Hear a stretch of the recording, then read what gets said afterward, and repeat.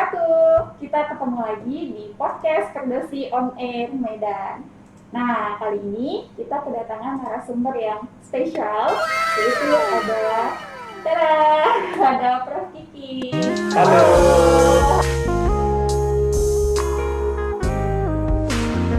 Selamat sore pendengar Budiman. Iya, kita panggilan ke teman-teman sahabat Kerdosi. Oh, sahabat Kerdosi. Ya, Kerdosi. selamat sore.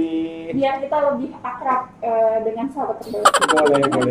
Ya, semoga sahabat Kerdosi dimanapun berada juga dalam keadaan sehat selalu ya, Prof. Amin. Nah, Prof, kita hari ini mau membahas ya tentang sesuatu yang lagi viral nih, Prof. Nah, jadi hari ini kan masih terjadi wabah COVID-19 Ya. yang masih betah ya, Prof, ya, di negeri kita gitu kan. Udah hampir setahun ya? Iya, udah hampir setahun dari mau Ramadan. Maret. Ini sampai mau Ramadan lagi Iya. ya, Prof ya.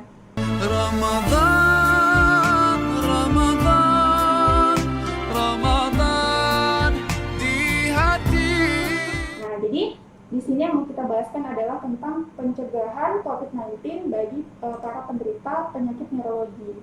Ya. Nah, jadi kira-kira nih, Prof, bagi para penderita neurologi, apakah benar mereka itu juga rentan untuk terserang wabah tersebut meskipun terkadang mereka lagi nggak kambuh gitu penyakitnya. Misalnya kayak orang-orang yang punya penyakit epilepsi. Nah, jadi apakah mereka juga akan rentan terserang wabah tersebut atau gimana, Prof? Ya. Masalah rentan dengan tak rentannya pada COVID ini tergantung imunitas. Jadi daya tahan tubuh istilah awamnya.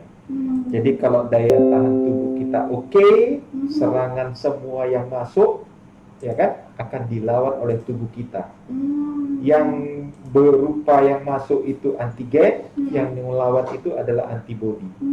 Adanya antigen antibodi, itulah yang bisa melawan sesuatu bakteri, virus atau apapun yang akan masuk. Oke. Nah, itulah tadi masalah kerentanan. Bagi orang yang penderita epilepsi, dia itu kalau dia tidak makan obat, artinya tidak teratur makan obat, lebih rentan terkena untuk COVID.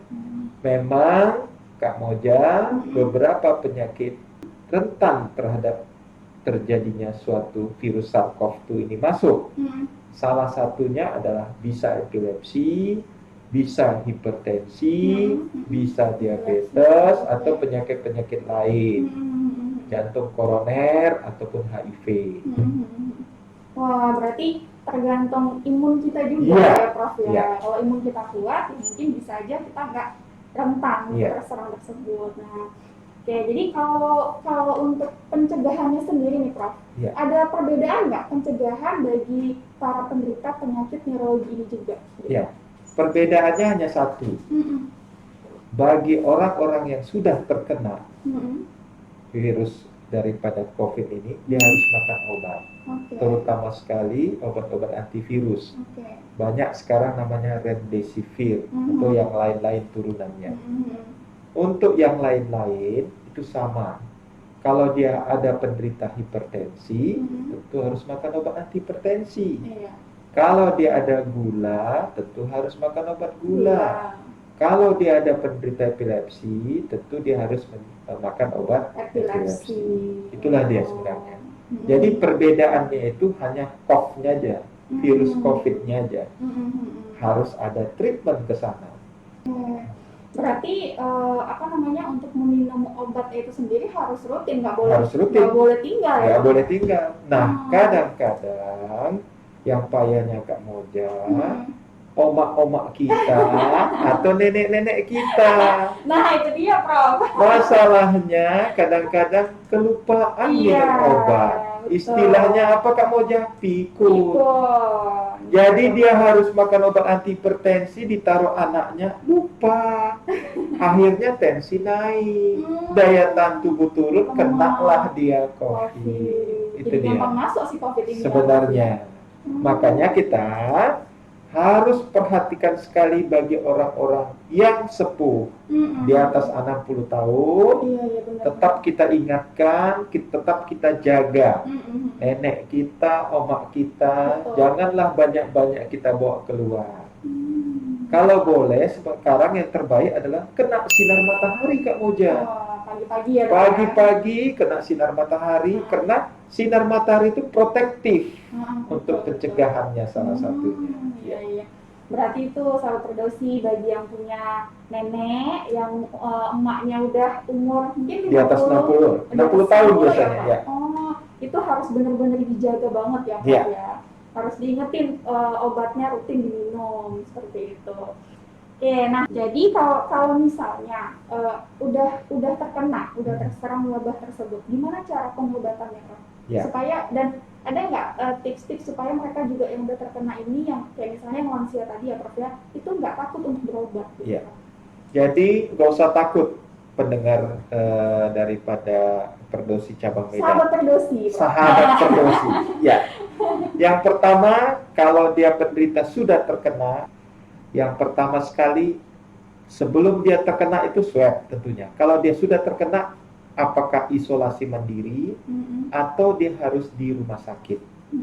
Kalau di rumah sakit, obat-obatan, semua perawatan itu tidak bayar sama sekali oleh pemerintah. Free ya, Prof, ya? Free semuanya. Terus bagi yang nenek-nenek kita ini yang sudah terkena dan apabila city value-nya normalnya itu 40, kalau city value-nya 37, 35 itu bisa isolasi mandiri. Oke, berarti nggak harus ke rumah sakit. Tidak harus ke rumah sakit. Isolasi mandiri itu artinya dia berada di satu tempat, tetapi dia bisa beraktivitas yang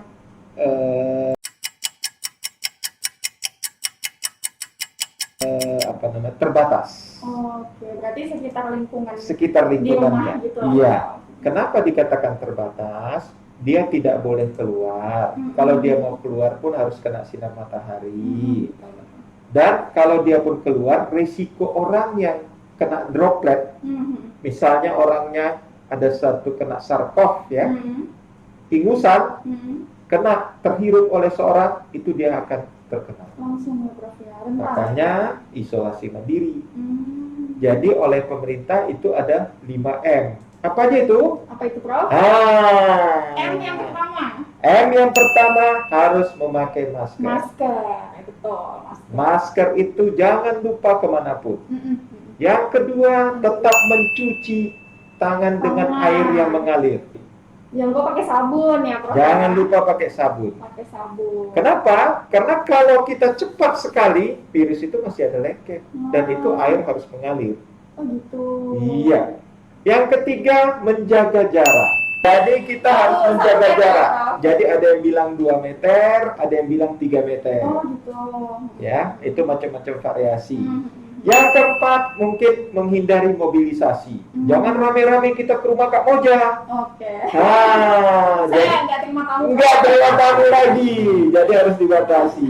Dan yang kelima, mengurangi dalam hal mengurangi aktivitas mungkin. Aktivitasnya, keluar rumah atau apa. Nah, itu yang harus kita hindari. Jadi itulah tips-tips yang harus kita jaga, terutama bagi nenek kita. Benar. Nah, jadi gitu ya, sahabat Firdausi, harus benar-benar diperhatikan banget kesehatannya gitu kan, untuk tetap menjaga ataupun mencegah tadi ya, Prof, yang sudah disampaikan Prof Kiking dengan 5M kayak gitu. Nah, kemudian nih, Prof, terkadang kan pencegahan tadi gitu ya, Prof, ya, itu kan banyak yang mengabaikan gitu ya, Prof. Nah, itu kira-kira gimana sih, Prof, supaya mereka tuh benar-benar mantap gitu untuk melakukan pencegahan tersebut? Ya, inilah lagi-lagi kepada seseorang. Kalau kita kepingin sehat, sehat itu mahal. Kita menghindari totalitas ke rumah sakit. Supaya, bayangkan aja pendengar atau sahabat daripada Firdausi Cabang Medan, saat ini sudah menembus angka yang terinfeksi COVID ini di Indonesia 1.012.000.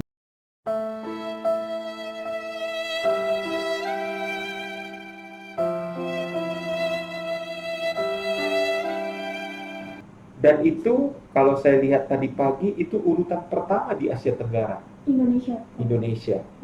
Jadi bagi penderita-penderita yang ada komorbid janganlah keluar-keluar dulu. Ada batasnya. Kalau tak perlu kali, Jangan keluar. jangan keluar. Kalau memang harus bisa WFH di rumah, di rumah.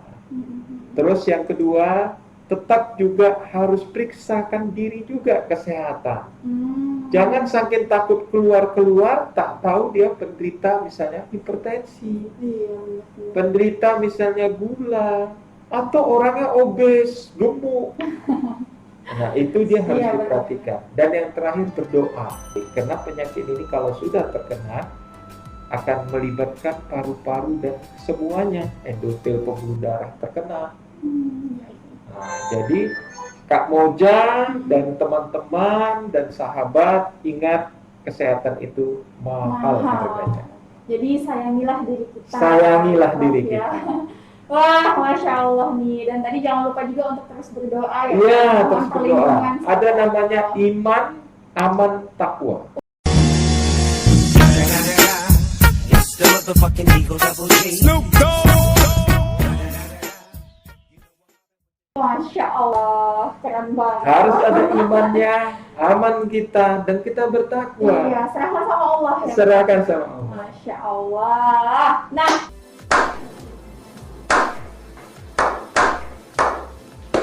itu dia sahabat Perdosi.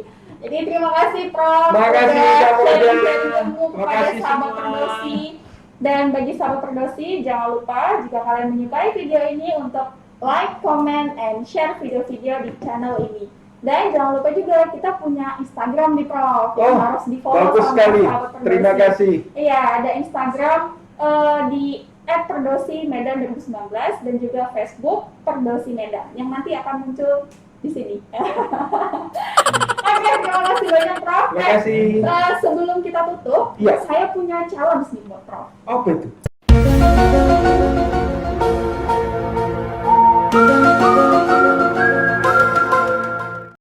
Saya punya challenge ya kecil-kecilan lah Prof. Oke. Untuk menghibur sahabat Perdosi sekalian. Penasaran? Prof penasaran? Penasaran? Nah, jadi challenge-nya itu nanti saya akan menyampaikan satu kalimat Ya. dan Prof harus menebak kalimat yang saya sampaikan. Saya akan menyampaikan kalimat tersebut dengan bahasa terbalik. Uma. Misalnya saya, kalau dibalik jadi apa? Ayas. Prof? Gitu. Oke. Ya gitu ya Prof. Ya. Siap ya Prof. Oke. Saya ucapkan kalimat. Nggak boleh. Nggak boleh. Oke. Siap ya Prof. Ya. Cuma 3 kata kok. Oke. Wabah, penyakit, COVID. Wabah, habau, Oke.